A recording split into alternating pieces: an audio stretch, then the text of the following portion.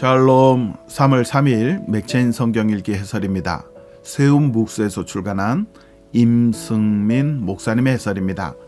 출애굽기 14장은 출애굽 사건의 완성이죠. 하나님의 구원은 결코 모자람이 없으며 완벽합니다. 이 사건에서 주목해 볼 사람은 바로와 이스라엘 백성들이죠.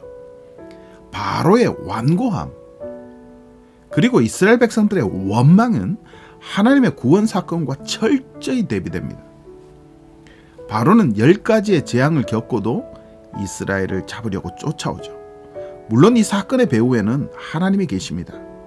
8절에 여호와께서 애굽 왕 바로의 마음을 완악하게 하셨으므로 이스라엘 백성들은 그 현장을 목격한 후에 심한 두려움에 사로잡히죠. 11절에 애굽에 매장지가 없어서 당신이 우리를 이끌어내어 이 광야에서 죽게 하느냐. 분명 하나님께서는 이 사건을 예고하셨습니다.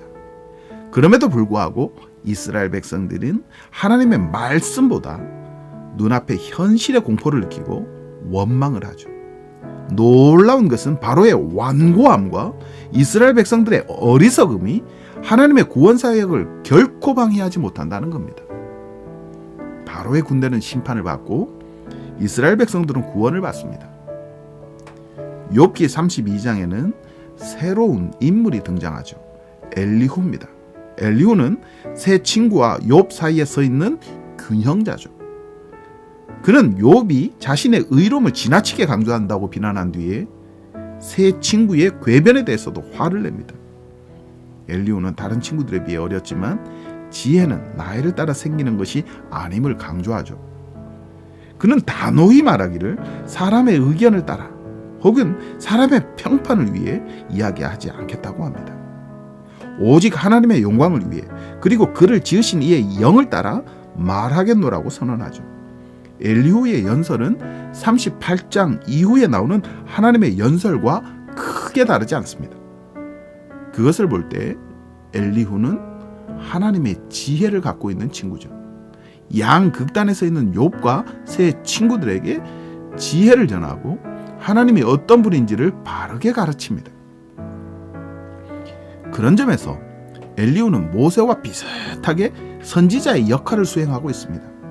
어떤 신학자는 엘리후를 그리스도의 예표로 설명하기도 합니다. 그리스도는 하나님의 교훈을 가르치셨고 그 자신이 하나님의 지혜가 되셨기 때문이죠. 누가복음 17장에는 그리스도의 교훈이 나옵니다. 예수님은 권징과 용서를 균형 있게 가르치셨습니다. 헌신과 순종을 가르치셨고 하나님 나라에 관해서도 가르치셨죠. 예수님의 가르침은 자기 자신을 겸손히 인식하게 만드는 지혜입니다. 다가오는 심판에 비추어 오늘 무엇을 믿고 사는 것이 지혜인지를 깨닫게 하죠. 느닷없이 그러나 반드시 임하는 종말을 대비하는 인생이 지혜롭습니다. 고린도후서 2장은 종말론적 신앙을 좀 더 구체적으로 가르치죠. 성도는 교회 안에서 또한 교회로 살아가야 합니다. 다른 성도들에게 사랑을 나타내야 하죠. 또한 용서를 즐거워해야 합니다. 그리스도의 향기가 되어 구원받는 사람들에게나 망하는 사람들에게 이 냄새를 맡게 해야 합니다. 우리의 말과 행동에서 그리스도의 향기가 나는지 점검해 보시기를 바랍니다. 거룩함의 향기, 사랑의 향기, 용서의 향기, 그리스도가 보여주셨던 그 향기가 우리를 통해 드러나야 하죠. 뿐만 아니라 우리는 하나님의 말씀을 혼잡하게 해서는 안 됩니다. 하나님께 받은 말씀 그대로 순전하게 전해야 하죠. 자신의 생각을 가미하거나 신념을 섞어서는 안 됩니다.